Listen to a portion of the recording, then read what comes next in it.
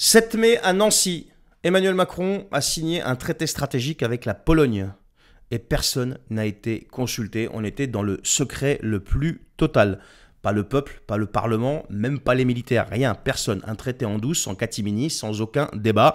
Je serais tenté de dire comme d'habitude. Et ce qui est intéressant de voir, ce sont les déclarations du Premier ministre polonais Donald Tusk. Il a sorti une phrase qui était quand même lourde de conséquences. Alors, on en avait déjà entendu parler, mais là, c'est lui qui en parle directement. Il évoque la volonté d'approfondir la coopération sur la dissuasion nucléaire française.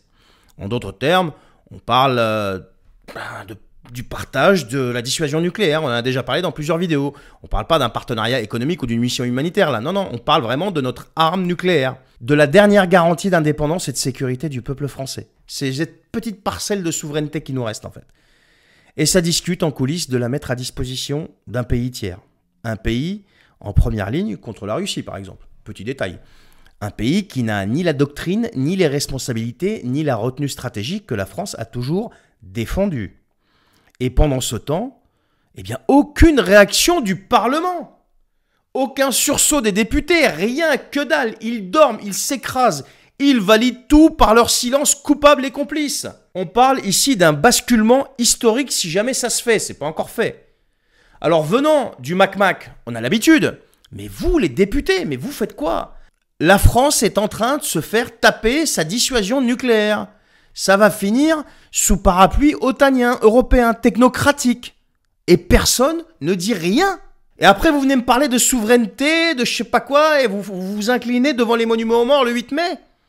Non mais c'est une blague. Mais vous croyez quoi? Vous venez de nous parler de démocratie, mais ça veut dire quoi ça, démocratie en fait? On n'a pas notre mot à dire? C'est notre arme nucléaire. Est-ce que vous croyez que la France peut engager sa doctrine militaire sans passer par ses représentants? Mais qu'est-ce que c'est que cette histoire-là? Ils critiquent Poutine, mais ils sont en train de faire pire. Parce que lui, il le fait ouvertement, eux, ils vous la font, mais tranquille, tu vois.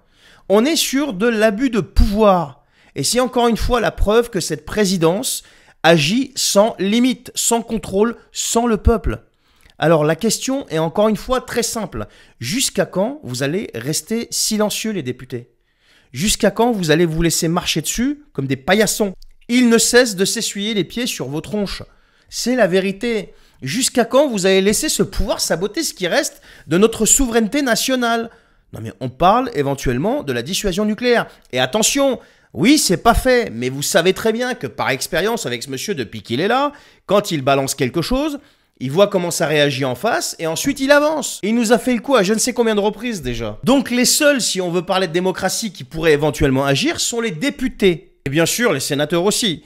Et si vous n'agissez pas maintenant, messieurs les députés déjà, ben vous n'êtes pas des élus, vous êtes des complices, voire même des coupables de ce qui risque de se passer. Je le dis quasiment à chaque vidéo maintenant, pourquoi? Ben parce que c'est la réalité. C'est la réalité, ce type est en roue libre totale et personne n'ose se dresser devant lui.